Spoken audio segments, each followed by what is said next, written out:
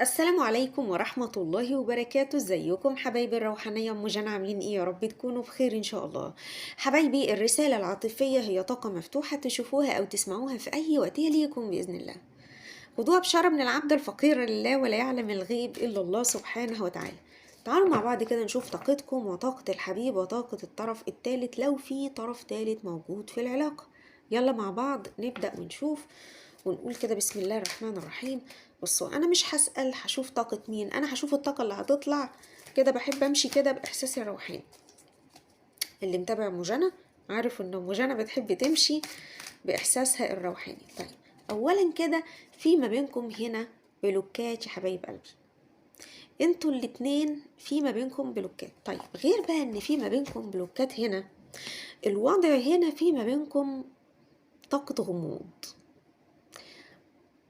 انتوا الاتنين على قدر مستوى الحب لبعض. يعني مش هقدر اقولك انتي بتحبيه اكتر ولا هقولك هو بيحبك اكتر، لا، انتوا الاتنين بتحبوا بعض قوي. انتوا الاتنين شفتي طريقة حبك. يعني بصي، انا هقول لكم على حاجة. اول حاجة كده قراءة للرجل وللمرأة. اتكلمت بقى بصيغة الرجل بصيغة المرأة. القراءة ايه؟ للرجل وللمرأة، شاملة جميع الابراج. اللي انا عايزاكم تفهموه، شفتي انتي بتحبيه ازاي؟ اهو بيحبك كده بالظبط. لو انتي بتغيري عليه هو بيغير عليكي. لو انتي مشتاقه له في الفتره دي هو برضو مشتاق لك. لو انتي شاكه فيه هو برضو شاكك فيكي. ازاي الحال؟ فالشخص ده في تبادل وتواصل روحي ما بينكم انتوا الاتنين، لدرجه ان انتوا الاتنين عاملين لبعض بلوك. بس انا حاسه برضو هنا ان في طاقه، يعني بطاقتي الروحانيه كده، حد منكم هنا يا انتوا يا هو بيراقب التاني. بس انا حاسه كده ان هو اللي اكتر بيراقبكم. هو اللي اكتر بيراقب الشخص ده، هو اللي اكتر بيراقبكم. وفي منكم هنا انتوا اللي عاملين له بلوك، مش هو. يعني مش شرط موضوع ان هو اللي عامل بلوك. يعني هو ولا انتوا، انتوا الاتنين، مش شرط. بس هو في بلوك. ولو مفيش هنا للبعض منكم بلوك يبقى في تباعد. ليه بقول لو؟ لان القراءة هي طاقة عامة، ففي هنا بتظهر طاقات كتير، مش قراءة خاصة. فاهميني؟ وبالمناسبة انا ما بقومش بقراءات خاصة، ما بعملش قراءات خاصة. طيب، شايفة هنا برضو للشخص ده انه بيبص عليك، بس هو حد قوي عنيد متعجرف. وفي نفس الوقت الشخص ده بيعشقك عشق ملوش اول من اخر. فزورة فزورة. طب ما تقولي لنا حلها بقى يا موجانة. هقول لكم من انا جايه ليه. انا جايه عشان احلها لكم ان شاء الله. الشخص ده يا حبيبه قلبي هو بيحبك، بس هو بيحب يمشي اللي في دماغه. ها، هتقبلي؟ اكتبي وانزلي في الكومنتات قولي ايوه اقبل. لو مش هتقبلي انزلي برضو او اكتب في الكومنتات سواء رجل او امرأة لا مش هقبل. فاهمني؟ لان ده استقبال طاقي. الشخص ده حبايبي هو حاسه كده باحساسي كده الروحاني انه بيأدبكم. هو مش عايز يبعد، لا، انا مش شايفه انسان عايز يبعد. انا شايفه حد يعينه عليكم. ده بيقول ايه كمان؟ ده بيقول انا متمسك بيها قوي. عمال يقول كده، انا متمسك بيها ومش عايز اسيبها. بس انا في مخاوف في العلاقه دي، مخوفاني في حاله غموض في العلاقه دي. طيب انتي هنا او انت هنا مظلومين مظلومين مظلومين في العلاقة دي، وبتطلبوا العدل. انتوا ما عملتوش حاجة على فكرة، انتوا طلبتوا حقكم بس. يعني انتوا كل اللي عملتوه هنا ان انتوا كنتوا بتطلبوا حقكم يا حبايبي. انتوا ما جيتوش عليه في حاجة او ما جيتوش عليها في حاجة، بالعكس. انتوا كل اللي انتوا كنتوا عايزينه ان انتوا تطلبوا حقكم. طيب، الشخص ده بقى لما انت طلبت حقك، عارفين كده اللي بيقولك الفار لعب في عبي؟ اهو بالظبط كده. هو بالظبط كده الشخص ده الفار لعب في عبه كده، قاعد يقول لك انا مش مرتاح، انا شاكك، انا ابتديت اتوغوش، انا ابتديت حاسس ان في حاجه غلط، شكك فيك. من الاخر كده ظلمكم، والظلم اللي وقع عليكم هنا انتوا ما قدرتوش تتحملوه، يعني ما قدرتوش تتحملوه، اتوجعتوا حرفيا، وحسيتوا ان انتوا لا انتوا مش قادرين يعني تحسوا بمشاعر اتجاهه في العلاقة، بالرغم ان انتوا بتحبوه قوي، بس حسيتوا بقى ان في ايه، في تلاعب بيحصل هنا.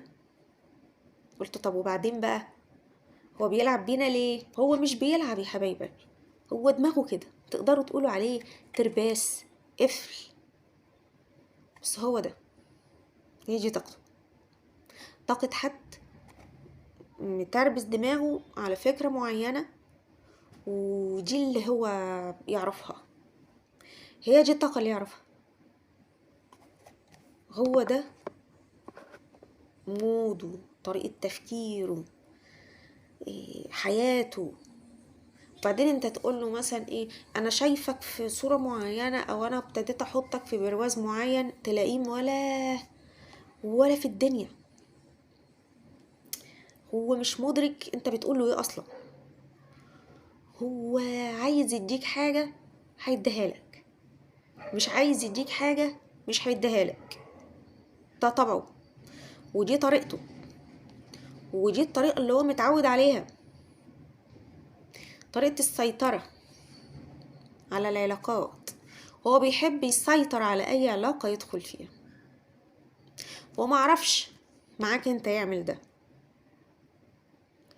راح عامل لك ايه، راح عامل دور الضحية هنا، قال لك خلاص طالما انت مش هتخليني اسيطر يبقى انا ضحية، وانا ازاي يتعمل فيا كده، وعلى فكرة انت غلطت في حقي، انت عملتني وحش، انت مش عارف ايه، انت وانت وانت، وكل واحد طبعا على حسب الموقف اللي حصل معاه، بس هو في كل الاحوال هو مغلطك او مغلطاك، هو في كل الاحوال مطلعاك انك انت او انتي الغلطانة، لا وكمان مقموصة يعني، او مقموص بقى، ايا كان رجل او امرأة، هو عمال يقول انا مصدوم ازاي يحصل معايا كده، انتي يطلع منك كل ده. يعني يعني الشخص ده يعني بيتعامل كده، وشوفوا عايش في دور ايه، ضحية، هو ضحية يا جماعة، وعايش في دور ضحية، ف ده هو عمال يقول ايه، مش هتصدقي، ده انا لو غلط وشايف نفسي غلط، انا اول واحد هيجي ويعتذر، ده انا اللي لو كنت مش يعني لو انا شايف نفسي بس 1% غلط، انا كنت رحت اعتذرت مرة تانية كمان، مرتين مش مرة، واخده بالك انتي؟ طب لما انت شايف نفسك مش غلطان بتبص على العلاقة ليه تاني ورا؟ ليه كل ما تيجي تتقدم لقدام تبص تاني؟ ليه؟ عشان عارف نفسك انك انت اللي غلطان، بس هو حد بيكابر، حد مش عايز يطلع نفسه الغلطان. ليه؟ لان النية هنا كانت في العلاقة ان هو يخليكي او تخليك متسيطر عليك، او انسانة متسيطر عليكي، بحيث يمين يمين شمال شمال، اللي اقوله يتعمل واللي اقوله، وممكن يكون في اول العلاقة ما كانش معاكي كده، كان بياخدك كده ايه بالتدريج، نن هو بينيمك عشان انتي تتعلقي بيه، هو كان متخيل كده في العلاقة دي، ما كانش يعرف ان انتي هتعترضي او تقولي لا. ف انتوا هنا في القراءة دي شايفة انكم زعلانين قوي، وبعدين هنا في حاجة حبايبي، الشخص ده يعني انا شايفة بيقولك ايه، بيقولك انا مهووس بيكي، يعني هو مش بيوجهلك الرسالة مباشرة، بس هو فعلا مهووس بيكي، فعلا بيحبك قوي، لان هو شخصية متناقضة. بمعنى هقولك، يعني الشخص ده تلاقيه هو قاعد كده اهو، متنح كده، يقعد يفكر هو انا عملت ايه وايه اللي حصل، وهوبا مرة واحدة تلاقوه بصوا قلب تاني الوضع المتعجرف، والوضع اللي هو الصعب اللي انتي ما بتحبيهوش، او الطريقة اللي انتي ما بتحبيهاش دي، ويتهمك انك انتي اكتر انسانة بتوجهي له اتهامات، واكتر انسانة بتضايقيه. فهو مهووس بيكي قوي، بس في نفس الوقت هو شايف ان انتي بتديله اتهامات وبتوجهي له حاجات هو بيتضايق منها، وهو بيقولك انا حد شخصيتي قوية، انتي ازاي تهز شخصيتي كده، انا حد قاعد واطلب يعني اطاع يعني، والعياذ بالله. فهو شخص شايف نفسه يا كده يا كده يا كده يا حمشي. ايوه انا حمشي وهبقى متألم ومتضايق وعصر على نفسي فدان ليمونه وانا ماشي ومتضايق وكل حاجه، بس انا ابقى كفايه اني قريفتك كده. ابقى كفايه ان انا حسيت ان انا رضيت كرامتي، رضيت غروري، رضيت كبريائي، اني اكون انا حاسس اني ما نفذتش اللي في دماغي، خلاص اسيبك. طيب ماشي، وحمشي واستعد للرحيل واروح اماكن تانية واعرف ناس تانية واشوف ناس تانية واقابل وادخل في علاقات واحارب واتبهدل وما اتبهدلش ومش عارف ايه، واسيبك انت زعلانة ومتضايقة ومقهورة، وتحاولي تنسيني وتحاولي تتحرري وتحاولي. فاهمني؟ هو ده الشخص ده، هو ده الشخص يا حبيبة قلبي. طيب تعالي كده نشوف، ناخد من البطاقات بطاقات كده الملايكة، بيقول لك نعم، بيقول لك نعم. طب تعالوا نشوفه تاني، ناخده تاني كده عشان ايه، عايزة اخد ايه ده كده. بيقول لك انتظر، اصبر اصبر اصبر. فهنا بيقول لك اصبر، بيقول لك اصبر، يعني مش عارفة برضو، عايزة افهم ليه. بيقول لك هو التوقيت ده مثالي، يعني هو ممكن يكون ابتدى انه يرق ليك، او ابتدى انه يفكر يعمل معاك ايه. بس هو شخص ما اقدرش اقولك ما بيحبكيش، هو بيحبك، ما اقدرش اقولك غير كده. بس بصي، انا شايفة في القراءة هنا ان الشخص ده هو عايز يربيكي شوية.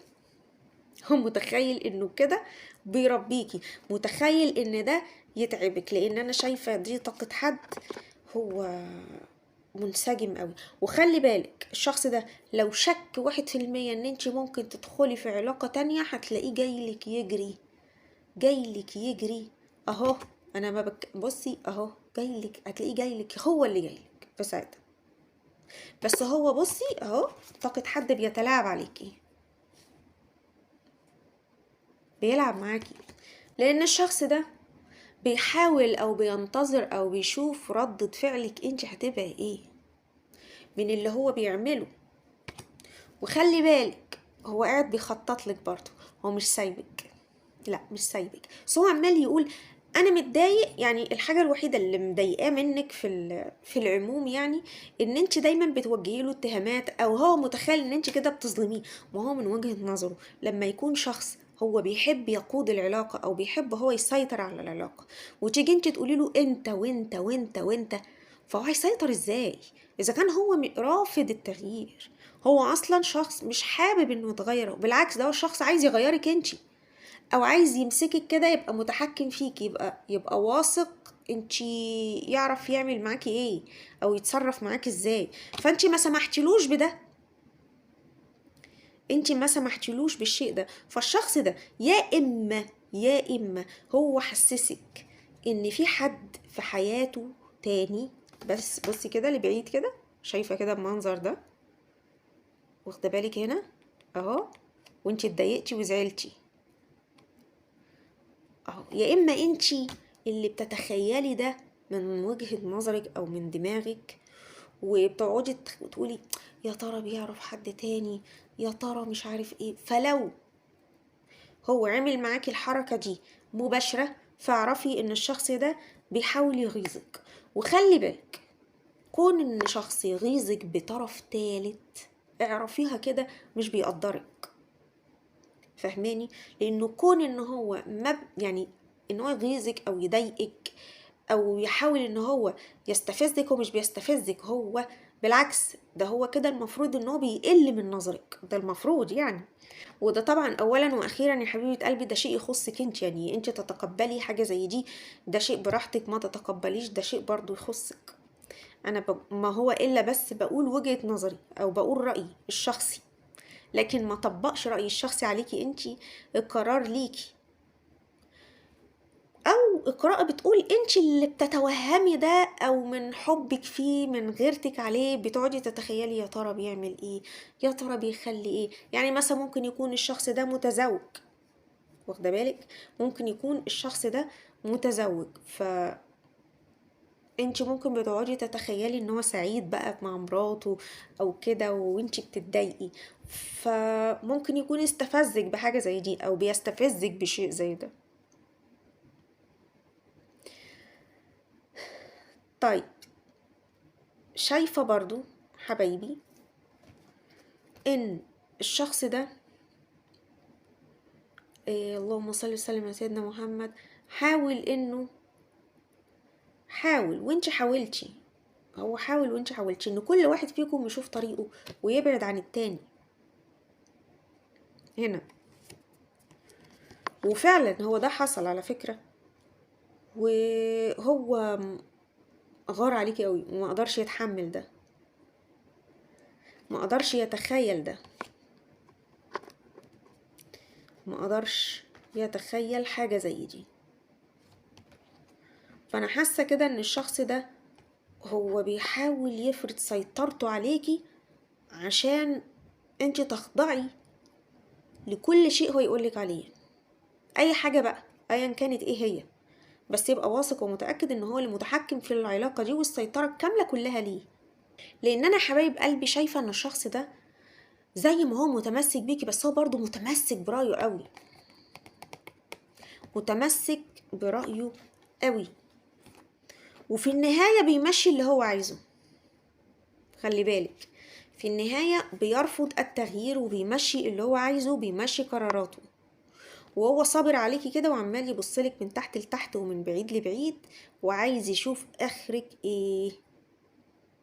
والمفروض تكوني فهمتي بقى، لان الشخص ده هو عايز يشوف اخرك ايه.